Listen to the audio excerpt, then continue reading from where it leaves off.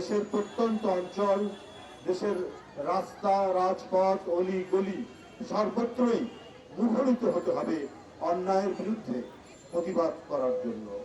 তা না হলে আজকে জনসংখ্যার অর্ধেক যে নারী সমাজ, সেই নারী সমাজের যে নিরাপত্তা, সেই নিরাপত্তা আজকে অপরাধীরা নানাভাবেই সেটা বিঘ্নিত করছে।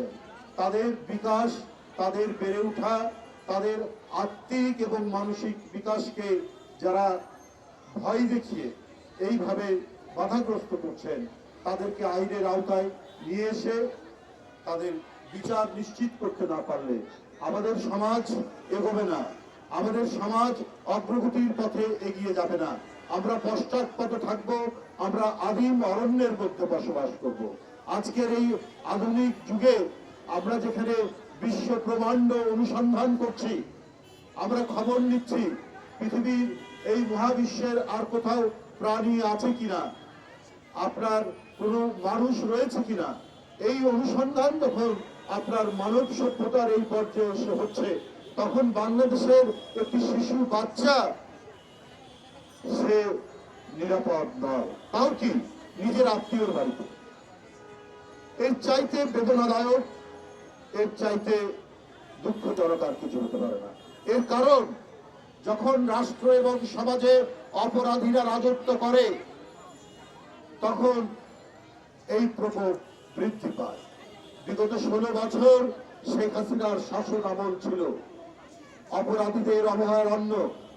অপরাধী, ধর্ষক, টাকা লুটেরা, স্মাগলার, মাদক ব্যবসায়ী, মাফিয়াতন্ত্র এবং ক্যাসিনোর মালিকদের রমরমা আধিপত্য ছিল আমাদের সমাজে। এবং এই আধিপত্যের কারণেই একটি অপরাধ আরেকটি অপরাধের জন্ম নেয়। কালো টাকার বিস্তারের কারণেই আপনার সামাজিক অন্যান্য অপরাধগুলো হচ্ছে। এত নারী নির্যাতন হয়েছে শেখ হাসিনার আমলে যে এটা বলে শেষ করা যাবে না। আমি আগেও বলেছি যে বাসের মধ্যে আপনার কলেজের ছাত্রী রূপাকে সিরাজগঞ্জের মেয়ে টাঙ্গাইলে তাকে কিভাবে নির্যাতিত করা হয়েছে আপনারা জানেন। এইভাবে খাদিজা, এইভাবে তনু, এইভাবে মিতু, এইভাবে নুসরাত, একটার পর একটা জীবন চলে গেছে, একটার পর একটা তরুণী কিশোরীরা নিপীড়িত হয়েছে। এবং এটার প্রত্যেকটার সাথেই জড়িত ছিল তৎকালীন ক্ষমতাসীন দলের বিভিন্ন সংগঠনের নেতারা, হয় যুবলীগ, না হলে ছাত্রলীগ, না হলে স্বেচ্ছাসেবক লীগ, না হলে শ্রমিক লীগ। এদের আধিপত্যের কারণেই এইটা বিস্তার লাভ করেছে। বন্ধুরা আমার, যারা আইন প্রয়োগ করবেন তাদেরকে দেওয়া হয়েছিল ফ্রি লাইসেন্স। সেখানে কোনো আইন লাগতো না। আইন প্রয়োগকারী সংস্থারা বেআইনি ভাবে বিরোধী দলকে দমনের জন্য এ হলো পন্থা নয় যেটা করেনি। যেহেতু আইন প্রয়োগকারী সংস্থারা তারা জানে তারা বিরোধী দলের উপর অন্যায় করলে পরে রেহাই পাওয়া যায়, সুতরাং তারা বেআইনি কাজ করতে কখনো দ্বিধা করেনি। আমরা কি দেখেছি? আমরা দেখেছি বিরোধী দলের বিএনপির নেতা কর্মীরা গ্রেপ্তার হয়েছে। কেউ 5 বার, কেউ 10 বার, কেউ 15 বার আদালত থেকে তার জামিন হয়েছে, আবার জেল গেট থেকে তাকে জেলের মধ্যে ঢোকানো হয়েছে। এবং এইটার কারণে টাকা লেনদেন করতে হয়েছে। এইটার কারণে তাদেরকে বেরিয়ে আসতে শেষ পর্যায়ে ঘুষ দিতে হয়েছে। এই যে অপরাধ আইন প্রয়োগকারী সংস্থারা করেছে, এর কারণে সামাজিক দুর্বৃত্তপনা, সামাজিক অপরাধ বৃদ্ধি পেয়েছে।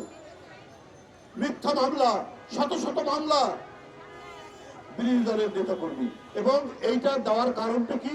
এই মিথ্যা মামলা বিরোধী দলের নেতাকর্মী, বিএনপির নেতাকর্মী এদের নামে দিলে পরে শেখ হাসিনা খুশি হতেন। এই শেখ হাসিনাকে খুশি করার জন্য আপনার থানার ওসি, থানার দারোগা, অন্যান্য পুলিশ কর্মকর্তা এবং গোয়েন্দা পুলিশ শেখ হাসিনার আমলে তারা যাচ্ছে তাই কাজ করেছে। একের পর এক তারা বেআইনি কাজ করেছে। ইচ্ছা মতো ধরে নিয়ে গিয়ে মামলা দেওয়াতে, অন্য একজন লোককে থ্রেট করে বলতেন যে ওর নামে মামলা দাও, না হলে তুমি বিপদে পড়বে। এইভাবে শেখ হাসিনার আমলে বিএনপির কোন লোক তার এলাকায় যদি নির্বিঘ্নে থাকতে চাইতো তাহলে থানাকে চাঁদা দিতে হতো, স্থানীয় আওয়ামী লীগকে চাঁদা দিতে হতো, স্থানীয় যুবলীগকে চাঁদা দিতে হতো। এমন এক রাজত্ব কায়েম করেছিল যেখানে আওয়ামী লীগ ছাড়া আর কারোই নিরাপত্তা ছিল না, আওয়ামী লীগ ছাড়া কেউ শান্তিতে বসবাস করতে পারত না। এই প্রার্থনা বলেই আজকে সামাজিক অপরাধীরা তাদের দৌরাত্ম্য বেড়েছিল। আপনার শামীম ওসমান নারায়ণগঞ্জের গডফাদার, একের পর এক হত্যার অভিযোগ যার বিরুদ্ধে, ছোট্ট কিশোর ফুটফুটে তকিকে হত্যার অভিযোগ তার বিরুদ্ধে, শেখ হাসিনা পার্লামেন্টে তার পক্ষে বলেছেন সে তার পরিবারের লোক। তাহলে শামীম ওসমানের সাথে যে সমস্ত গুন্ডা পান্ডা সন্ত্রাসীরা রয়েছে তারা আরো আস্কারা পেয়েছেন, তারা আরো হত্যাকাণ্ড করেছেন, তারা আরো লুট করেছেন, তারা আরো চাঁদা দাবি করেছেন। বন্ধুরা আমার, আপনারা জানেন কক্সবাজারের বদির নামে মাদক ব্যবসার এমনই অভিযোগ, এটা সর্বজন স্বীকৃত। আওয়ামী লীগের অনেক লোক নীরবে নিবৃত বলতো যে এই মাদক ব্যবসায়ী কেন, আমাদের সাথে তাদের মানে একটু পরিচয় ছিল, যেখানে দেখা হয়েছে হাটে ঘাটে বন্দরে, যেখানে দেখা হয়েছে যে ভাই আমরাও বলতে পারি না মোদীকে কেন এমপি করতে হবে। শুধু এমপি নয়, জনগণের সমালোচনার মুখে তাকে যখন বাদ দেওয়া হলো তারপরে তার স্ত্রীকে এমপি বানানো হলো। মাদক ব্যবসায়ীর স্ত্রী আওয়ামী লীগের এমপি, পাপুল মানব পাচারকারী, তার স্ত্রী এমপি, পাপুল এমপি। এই সমস্ত সামাজিক অপরাধীরা শেখ হাসিনা এদেরকে প্রশ্রয় দিয়েছে, এদেরকে আশ্রয় দিয়েছে, এবং এই কারণেই আপনার সমাজের মধ্যে ধর্ষণ বেড়েছে, মেয়েরা নিরাপত্তাহীন ছিল। যে বাড়ির লোক ভদ্রলোক চাকরি করেন অথবা ছোটখাটো ব্যবসা করেন, তার ক্ষমতা কম, তার যদি সুন্দরী মেয়ে থাকতো সেই মেয়ের নিরাপত্তা ছিল সবচাইতে কঠিন। যদি কোনো যুবলীগ ছাত্রলীগের পছন্দ হতো আর রেহাই নেই। এটা বাস্তব অবস্থা, এটা অস্বীকার করা যাবে না। এত টাকা লুট করেছেন যে একটা জেলা পর্যায়ের ছাত্রলীগের নেতা 2000 কোটি টাকা বাইরে পাচার করে। তাহলে এই যে টাকা পাচার তো হলো একটা ক্রাইম, একটা অপরাধ। এই অপরাধ যখন প্রশ্রয় পায় বিভিন্ন ক্ষেত্রে, তাহলে আরেকজন আওয়ামী লীগের ধর্ষণকারী সেও রেহাই পেয়েছে। ওই রূপাকে যারা ধর্ষণ করেছে, ওই আপনার অন্যান্য যে ঘটনাগুলোর যে মেয়েদের কথা বললাম তাদের উপর যারা অত্যাচার করতো, কই সেই সমস্ত অপরাধীদের যে খুব দৃষ্টান্তমূলক শাস্তি হয়েছে সেটা তো আমরা দেখিনি। বন্ধুরা আমার, এই টাকা কিন্তু এখনো সমাজের বিভিন্ন জায়গায় আছে। তার প্রমাণ কি জানেন? একজন সন্ত্রাসীর নাম সাজ্জাদ, সে ঢাকা থেকে চট্টগ্রাম পর্যন্ত সে সন্ত্রাসী কর্মকাণ্ড করে, তাকে গ্রেফতার করেছে পুলিশ বর্তমান সময় এই আমলে। তার চিটাগাঙ্গে তার স্ত্রী বলছে আরে ওকে কয়দিন ধরে রাখবে, কাড়ি কাড়ি টাকা দিয়ে ওর জামিন হবে, ও কয়দিন পুলিশ তাকে রিমান্ডে নেবে। দেখুন টাকার কি গরম, টাকার কি আধিপত্য, টাকার কি মাহাত্ম্য, যে টাকা দিয়ে আইন কিনে নেবে, টাকা দিয়ে আদালত কিনে নেবে, টাকা দিয়ে পুলিশ কিনে নেবে। এক সন্ত্রাসীর স্ত্রী বলেছে, আজকেই আমি খবরের কাগজে পড়ছিলাম, এটা কি, এইটা শেখ হাসিনার ফ্যাসিবাদী শাসনের এইটা একটা রেশ। ডক্টর ইউনূস সাহেবকে এটা তো প্রতিকার করতে হবে। এরা এখনো ধরা পড়ে না কেন, পড়েনি কেন? আরো তো এরকম প্রচুর টাকাওয়ালারা বিভিন্ন জায়গায় তারা অবস্থান করছে, এবং এরাই সমাজকে নানাভাবে কলঙ্কিত করবেন, সমাজকে নানাভাবে বিকৃত করবেন, এবং এরা তা করছেন যাতে আপনার সরকারের বিরুদ্ধে সমালোচনা করা যায়, গণতান্ত্রিক আন্দোলনে যারা ছিল তাদের বিরুদ্ধে কলঙ্ক লেপন করা যায়। ভারত থেকে এই ধরনের ষড়যন্ত্র এখান থেকে যারা পালিয়ে গেছেন তারা কিন্তু এই কাজগুলো করবে। একজন ভদ্র মহিলা এখানে একটা চমৎকার বক্তব্য রাখছিলেন সংস্কৃতির উপর। আমাদের টেলিভিশনে যে নাটকগুলো দেখানো হয়, আমরা বিশেষ করে ভারতের যে নাটক আমরা এখানে দেখি বিভিন্ন চ্যানেলে, আমাদের ঠিকই বলেছে, আমাদের চ্যানেল অ্যালাউ করে না ভারতে। আমরা কত দুর্ভাগা, আমাদের বার্গেনিং ক্ষমতা এত কম যে আমাদের চ্যানেলগুলো ভারতে তারা প্রদর্শন করে না, কিন্তু তাদের চ্যানেলগুলো আমাদেরকে অবলীলায় আমরা গ্রহণ করি, আমরা সেগুলো দেখি।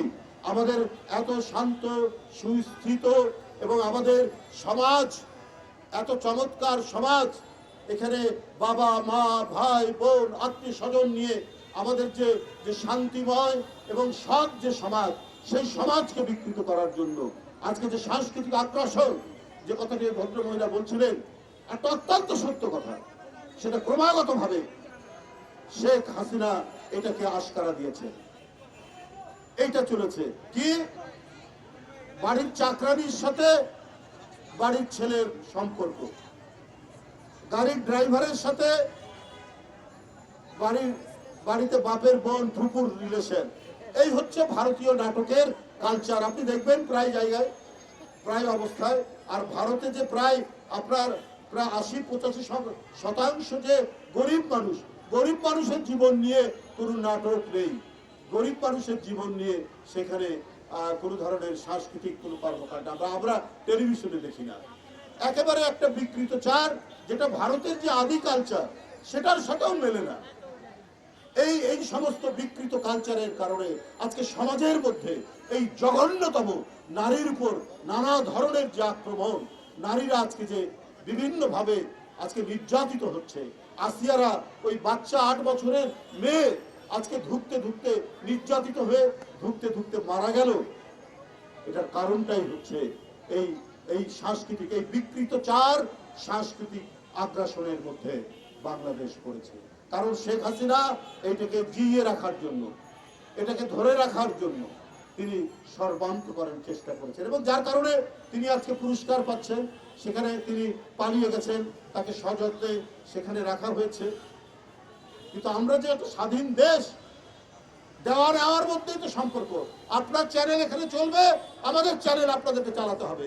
এই যে চালাতে হবে, এই কথাটা বলার, এই ধরনের একটি সাহসী অদম্য অহংকার করার জাতীয়তাবাদী নেতা বেগম খালেদা জিয়াকে এই কারণেই বন্দী করে রাখা হয়েছিল। তিনি এই কথাটা বলতে পারতেন, তারেক রহমান এই কথা বলতে পারতেন, বিএনপির ভারপ্রাপ্ত চেয়ারম্যান। এই কারণেই তাদের বিরুদ্ধে মামলা, এই কারণেই তাদেরকে জেলে রাখা হয়েছে, এই কারণেই তাদেরকে দেশে আসতে দেওয়া হয়নি। শেখ হাসিনা তো সেটা করবেন না। তো ডক্টর ইউনূস সাহেব, আপনি প্রধান উপদেষ্টা, মানুষের বিশ্বাস আপনার উপর। আপনি চাই আপনার হাত দিয়ে একটি অবাধ সুষ্ঠু নির্বাচন নিশ্চিত হবে। আপনি যে কয়দিন ক্ষমতায় থাকবেন, আপনি অবাধ সুষ্ঠু নির্বাচনের মাধ্যমে জনগণের প্রতিনিধির কাছে ক্ষমতা হস্তান্তর করবেন। এই ধরনের একটা গভীর বিশ্বাস জনগণের। কিন্তু যদি গড়িমসি হয় তাহলে তো এটা ভিন্ন মাত্রা নেবে। আপনার এক উপদেষ্টা ছাত্রদেরকে বলছে, তোমরা যেভাবে তোমরা চালাচ্ছ আমাদেরকে, এইভাবে 5 বছর চললে পরে দেশ আরো সুন্দর হবে। তারপরে নির্বাচনের দরকার নেই, গণতন্ত্রের যে নিশ্চয়তাগুলো আছে, আপনার আইনের শাসন, ন্যায় বিচার, আদালতের ন্যায় বিচার এবং সংবাদপত্রের স্বাধীনতা, এগুলো তো গণতন্ত্রের উপাদান। এই গণতন্ত্রের উপাদানগুলো কি ধ্বংস হয়ে যাবে? আমি সেই উপদেষ্টার কাছে বলতে চাই, তো এটার জন্যই তো লড়াই। জুলাই আগস্টের যে আন্দোলন, চূড়ান্ত আন্দোলন, এটা তো 15 বছরের যে গণতন্ত্রকামী রাজনৈতিক দল বিএনপির নেতৃত্বে যে আন্দোলন করেছে, তার তো চূড়ান্ত বহিঃপ্রকাশ। এটাকে আপনারা বিভাজন করছেন কেন? এই 15 বছরের মধ্যে ইলিয়াস নেই, সুমন নেই, চৌধুরী আলম নেই, অদৃশ্য করা হয়েছে। এদেরকে কেন করা হয়েছে? কারণ এরা সোচ্চার ছিল অবাধ সুষ্ঠু নির্বাচন এবং ফ্যাসিবাদ থেকে বাংলাদেশে মুক্তিকর ঘটানো। এই কারণে কি জীবন দিয়েছে।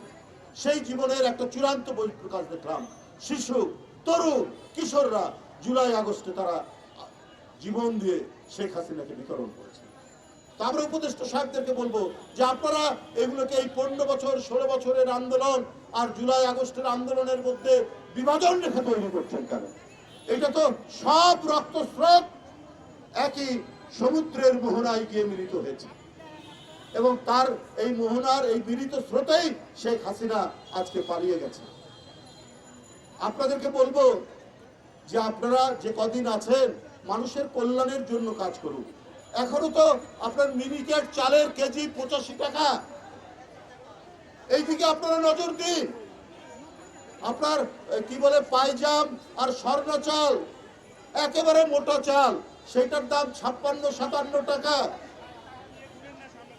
আপনার 28 সেটার দাম 62 থেকে 65 টাকা। তো এগুলোর দিকে আপনারা নজর দিন। আপনারা ছাত্রদেরকে কি সবক দিচ্ছে? তাদেরকে তো আরেকটা ফ্যাসিবাদের দিকে অথবা ডিক্টেটরশিপের দিকে আপনারা প্রলোভন দেখাচ্ছেন। এইটা তো ঠিক নয়। যাই হোক, আমি আমার বক্তব্য দীর্ঘায়িত করব না। আরেকটি কর্মসূচি এখানে রয়েছে। আমি শুধু এটুকুই বলবো যে আজকে জনপদের পর জনপদের যে অসুস্থ পরিস্থিতি তৈরি হয়েছে সেটা শেখ হাসিনার দুঃশাসনের ফসল। এই দুঃশাসনের বিকৃত ফসল, এটাকে মূলোৎপাটন করে আমাদের সমাজকে সুস্থির এবং পবিত্র সমাজে প্রতিষ্ঠিত করতে হবে। সেই ক্ষেত্রে জাতীয়তাবাদী মহিলা দল একটি অগ্রগণ্য রাজনৈতিক শক্তি হিসাবে আত্মপ্রকাশ করবে। এই বলেই আমি আমার বক্তব্য শেষ করছি। খোদা হাফেজ। বাংলাদেশ জিন্দাবাদ।